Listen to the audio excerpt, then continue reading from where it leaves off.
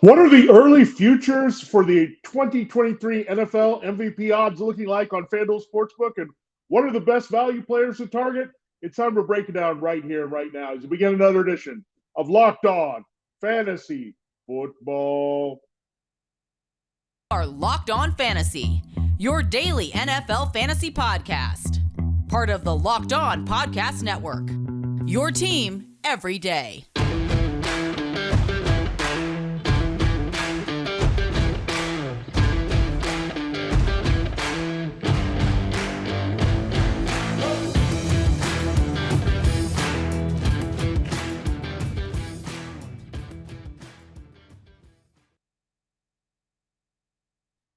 Greetings, everyone, and welcome to another edition of the Locked On Fantasy Football Podcast. As usual, I'm your host, Vinnie Iyer. When I'm not doing this, I'm writing about NFL and fantasy football for sportingnews.com. Come to the site and check out what we have there for you.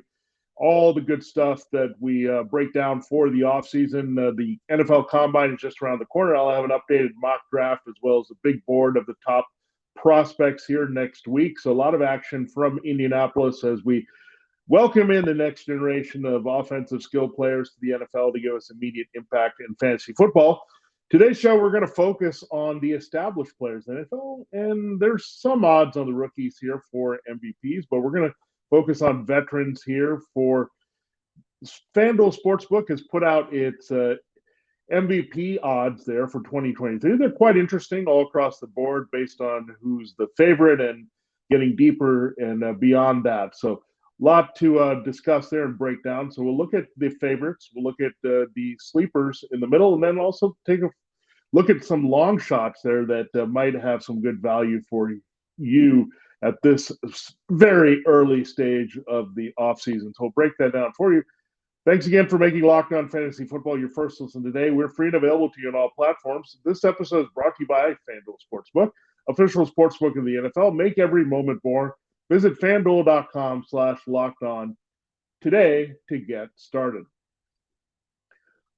All right, let's start looking at the favorites. And no surprise, Patrick Mahomes, like Aaron Rodgers before him, is the favorite to pull off the repeat match. He's at plus 700, so 7-1 there. So pretty decent payout. Now, you get that early, of course, when you get closer, and Mahomes was pretty much guaranteed to be a sure thing. There was not much value there. But now there's even value in the favorite. So you look at Mahomes, he's at plus 700. So is Joe Burrow, and so is Josh Allen. Allen was the favorite, we know, going in. Last year didn't quite work out. The numbers did not all add up, and he struggled a little bit. And then Mahomes really put the Chiefs on his back. He led the NFL in both the passing yardage and passing TDs. That's usually going to get it done here. And we thought maybe Allen might do it and get a bump from his rushing yards and really produce. But the Bills' offense kind of dropped off a little bit in key areas. So Mahomes, that offense without Tyreek Hill, it made him more important to lead the offense, and the numbers went back up here for Mahomes. So it all made sense to make him the MVP in a close call with Jalen Hurts, and then he capped it off by winning Super Bowl MVP, now dueling Hurts in Super Bowl 57. So great year for Mahomes all around. He was the first regular season MVP since Kurt Warner of the Rams in 1999 to do the double here. So Mahomes has a lot of momentum. He's in his prime. He's rolling here. I think right now, if you're going to say anyone among the favorites, I would say Burrow, because we know Allen had the opportunity, didn't really materialize. So now you have some Stephon Diggs rumors. I know there's some T. Higgins rumors as well at the Bengals, but that should also put more attention on that quarterback being productive and being the leader. So looking at Joe Burrow or Josh Allen, they're going to have to carry their teams as well. I mean, Mahomes ended up doing that a little bit more than expected here in 2022. So again, if I feel one quarterback is going to get a little bit more attention, Allen, after last year's fade, and maybe we've seen the ceiling with him and his production's a bit erratic, I think it would be leaning toward Burrow because he can combine that Aaron Rodgers and Patrick Mahomes efficiency and profiles more like an MVP in the past. So if I'm going to go with someone, I feel good on Mahomes being the best quarterback now in the NFL and just going there by default. And we've seen the repeat with Rodgers, so I'd feel good there. But Joe Burrow would be the other choice there if I'm going at plus 700. Now, interesting right behind them, and we did like Justin Herbert as a sleeper last year, didn't materialize, but maybe now with Kellen Moore in the mix, that's going to raise his profile as a passer and an offensive producer of all. I think the not ability to run and also the Chargers being overshadowed by the Chiefs and that divisional race there. So I think you look at Herbert at 900. I think it's not enough to me to separate from Burrow and Mahomes at plus 700 where I want to go with Justin Herbert, but I could see a big spike in the production and overall numbers here in terms of efficiency and yards per attempt with Kellen Moore as his offensive coordinator. So something to look forward to there. It's status quo with the other guys with Burrow and Zach Taylor and Ryan Callahan, Mahomes with Andy Reid minus Eric Bieniemy, but Reid was the play caller, and Allen looks like you'll have Ken Dorsey here for another year. So some continuity there, but there's a delta, a change in the works here for Herbert, and that's why you push him up here. So that's why he shot up a little bit to plus 900 there in the fourth spot behind that three-way tie for first place. All right, the next guy on the list is Jalen Hurts. He was right there on the cusp. This seems like a better value than Herbert to me. I mean, Hurts having a big year just falls short of taking over MVP from Mahomes. He was the MVP for a while. Then he got hurt in the last couple games where they had to sit him out with a shoulder injury, and I think that hurt his case. If he had played those games there, even though the Eagles lost those games, and that should have proved Hurts' value even more, I think if he had played those games, put up a little bit more numbers in terms of rushing and passing, his chance to me to lead the NFL in both touchdown passes and touchdown runs, which would be unprecedented here with that combination. So something we're going to look at with Hurts. He could be a 4,000, 1,000 guy for sure with his passing and rushing. So all kinds of things. Hurts and the Eagles have one more big year in the window with all their offensive firepower to go after it. So again, I don't see a drop off for Hurts. Everything is pretty much the same. I know Shane Steichen is gone, but they have elevated to Brian Johnson from quarterbacks coach. So same type of philosophy in place on top of Nick Sirianni being an offensive-minded head coach. So Jalen Hurts in a great spot. And how about Lamar Jackson? Right now, we're not 100% sure he's going to return to Baltimore, and Atlanta might be in the mix, but he's at 1,300, the MVP from a few years ago there before the Rodgers double and Mahomes. We had Lamar Jackson, so he could easily get back on there with health, with his rushing. Obviously, if he's healthy, he's going to go over 1,000 yards. It's about giving it consistency in the passing game. Maybe if he stays in Baltimore now with Todd Monken as the offensive coordinator, you get Rashad Bateman back. The running and passing numbers really add up, and he can have that Hurts-like year to push him back into the MVP conversation. So I think the value, however, between Hurts and Jackson lies with Hurts right in the middle at 1,200. I'm going to go there if I'm not looking at Burrow or Mahomes at plus 700 as the favorites here in the MVP race for 2023. All right, we'll get into the middle tier guys and the sleeper thoughts on those here. They're all at the same. I'll give you a hint there. It's a plus 1,600, and that's according to FanDuel SportsBook. And FanDuel is the official sportsbook sponsor here of the Locked On Network, and we're happy to have them aboard here. And we told you at the top that this episode is brought to you by FanDuel, and it's the NFL season in dormancy right now, but the midway point of the NBA season is just done. So there's a lot of action there. And it's a great time to download FanDuel, America's #1 sportsbook, because new customers get a no-sweat first bet up to $1,000. That's bonus bets back if your first bet doesn't win. Just download the FanDuel Sportsbook app, and it's safe, secure, super easy to use for you. Then you can bet on everything from the money line to point scores and threes drained. And again, if you're looking for NFL futures, they've got them up in the form of not only what we're talking about today with the MVP futures, but as well as Super Bowl 58. So good stuff already that you can look ahead. And those futures you want to get in as far ahead in the future as you can to take advantage of best values. So FanDuel is going to let you do that. Plus, FanDuel even lets you combine your live bets here for games for a chance of bigger payout with the same game parlay. So a lot of exciting things coming up. And Kevin Durant and the Suns are going to have a lot of attention with their scoring going forward. So don't miss a chance to get your no-sweat first bet up to $1,000 in bonus bets when you go to FanDuel.com/lockedon. That's FanDuel.com/lockedon to learn more. Make every moment more with FanDuel, an official sports betting partner of the NBA. All right, it is time to continue the show. We're going to look at the four quarterbacks. Yeah, it's a quarterback award at this stage. There's a running back we like. We'll talk about him in the long shots here on Locked On Fantasy Football on a Thursday. We'll come back and look at the draft picks tomorrow. So we'll look at how it's breaking down for the first overall pick and all that good stuff. So similar futures that you'll find on FanDuel Sportsbook. Now, as far as the veteran quarterbacks in the league, Aaron Rodgers, he's at 1,600. Remember him? Yeah, we're not sure if he came out of the darkness thinking he needed to stay in Green Bay or he asked for a trade. It's very ambiguous right now. There are reports on both sides. But regardless of where he's going right now with the Jackson at 1,300, Aaron Rodgers is at 1,600. So your MVP from a couple years ago is buried there in seventh. You're tied for seventh with three more guys. And that's the interesting point about this. So Aaron Rodgers 16. I'm not going after that, especially the ambiguity here, just like with the Jackson right now. Trevor Lawrence, however, is very tempting at that number. Remember Carson Wentz in the second year of Doug Peterson, when that Eagles team in 2017 made a Super Bowl run, he was in the MVP conversation. Then he got hurt, and that was that. There's Nick Foles took over, and they eventually won the Super Bowl with Foles. But Trevor Lawrence, can he have the same thing happen here in the year two with Peterson? Definitely. You look at it, the weapons are there.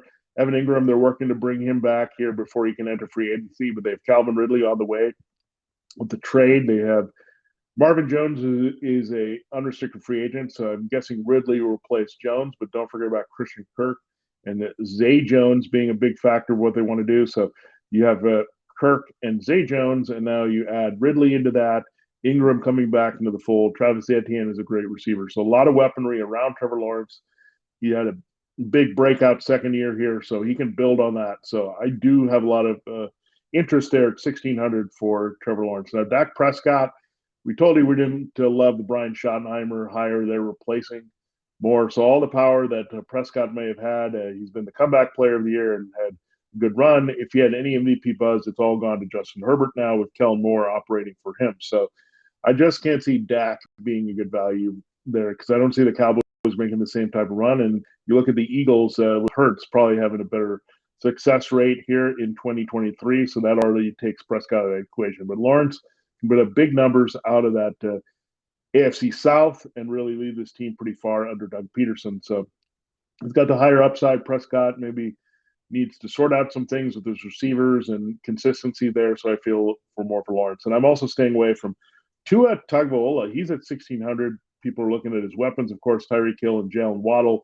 and maybe taking another leap here. But we know the concussion history, the durability issues, just can't get it done there. So we don't want to invest in a player that, again, you're not sure is going to be out there and produce. So that's one you look at here that is questionable there. But the only guy that stands out to me at the 1,600 plus 1,600 guys, 16 to 1 on FanDuel Sportsbook is Trevor Lawrence. I like those numbers for sure. Now, let's go to our 2,500 there. So plus 2,500, Deshaun Watson leads that list. Then you have Jared Goff, you have Trey Lance, and you have Justin Fields. Interesting combination of quarterbacks there. So Lance, this is presuming he's going to win the starting job over Purdy. Purdy's at 7,500, by the way. So plus 5,000 more. So this is an assumption by Vegas that Lance is going to take over the 49ers offense, put up some big numbers, be the lead there. Jared Goff, interesting inclusion here, knowing that the Lions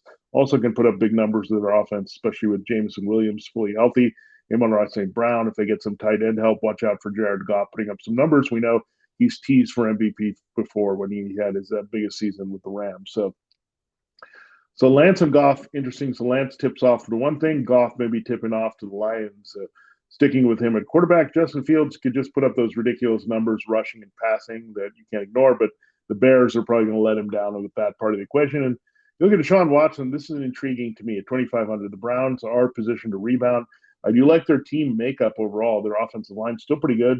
You got decent weapons with Amari Cooper, Donovan Peoples-Jones, and David Njoku.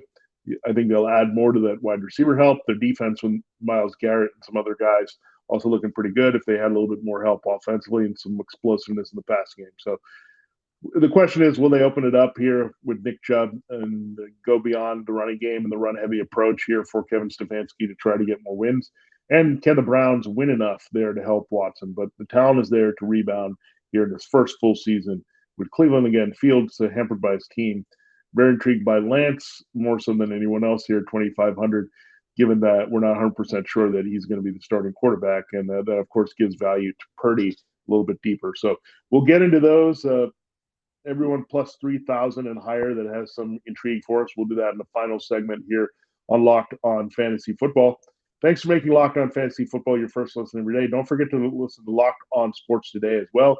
It's the biggest stories of the day, around 20 minutes that you can get from the Locked On Network, wrapping everything up there. So take advantage of that. It's your digest and taking all your sports that you need to know about there for you every day. I recommend it there. It's Locked On Sports Today, only on the Locked On Network, where you'll also find the show Locked On Fantasy Football.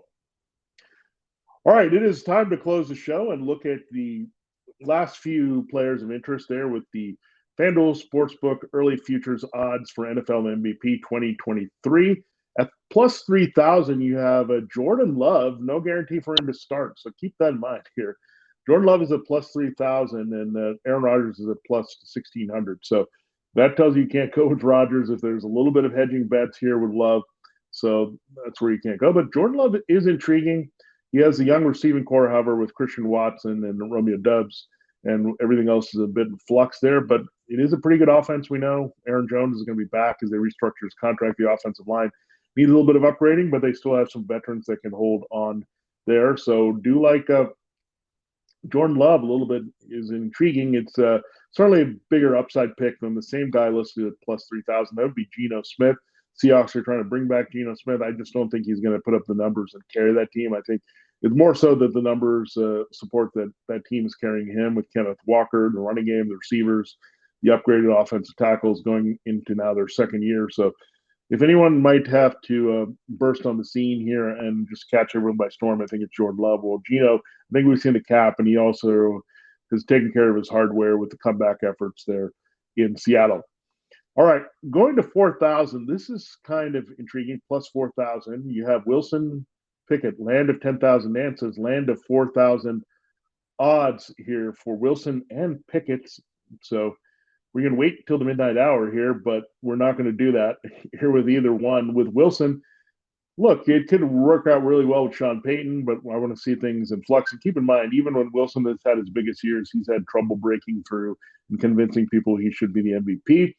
How about Kenny Pickett? Could he have a Joe Burrow-like second season? The weapons are definitely there with Deontay Johnson and having George Pickens and Pat Freiermuth and Najee Harris. There are some guys that could help Pickett put up some big numbers with Matt Canada and the Steelers. Now, Canada was a surprise keep there at offense coordinator, but they like the way Pickett operated that offense.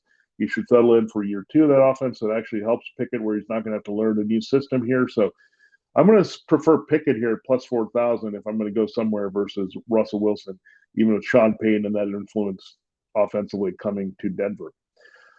All right, for the 7,500 plus 7,500 crowd, you have Kyler Murray, Sam Howell, Brock Purdy, and Jimmy Garoppolo. So you have two 49ers quarterbacks at this moment. Garoppolo's not going to be re-signed, so we'll see where he ends up. Purdy will have to get that starting job, but again, Lance at 2,500.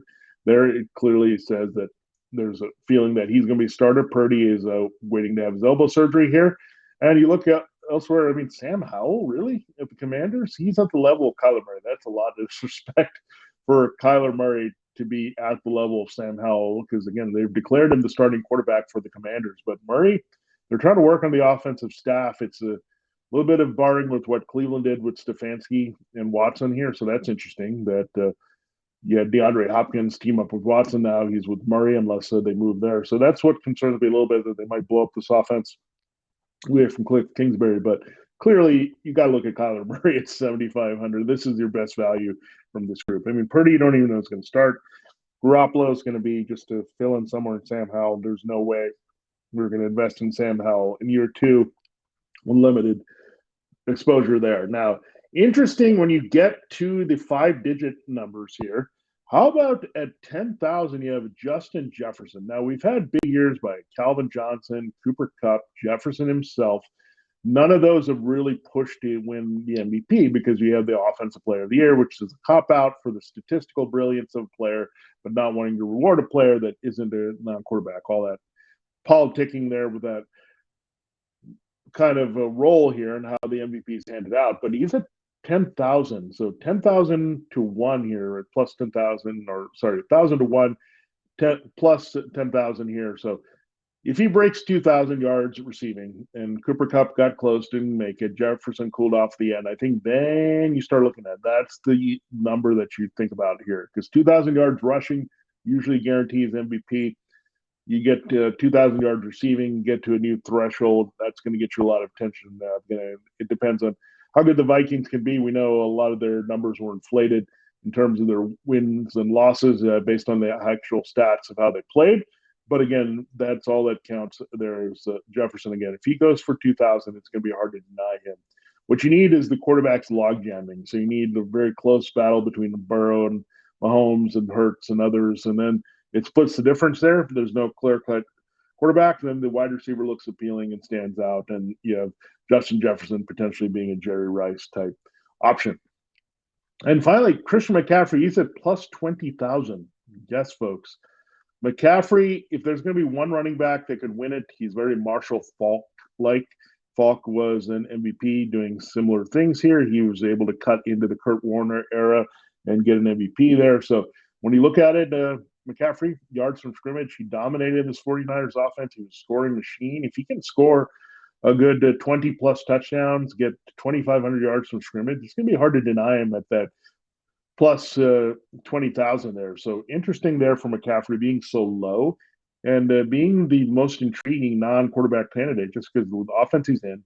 We have a little bit of a question mark between Lance and Purdy, so that would mean McCaffrey carrying this offense quite a bit.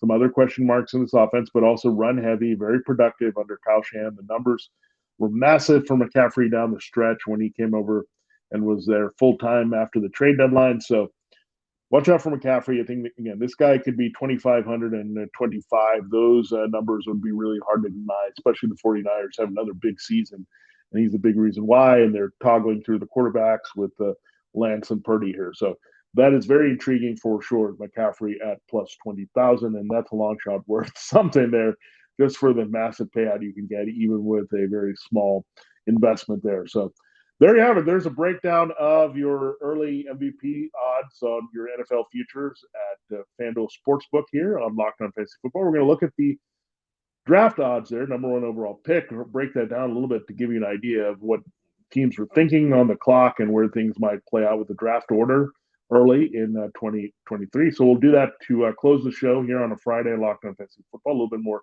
FanDuel Sportsbook love for sure. And again, get it on FanDuel Sportsbook, as we said. It's very easy to use, and you can check out those MVP futures right now. For Locked On Fantasy Football, this has been Vinnie Iyer. Have a great rest of your Thursday, and we'll check out tomorrow, close of the week, with the number one draft pick odds for 2023.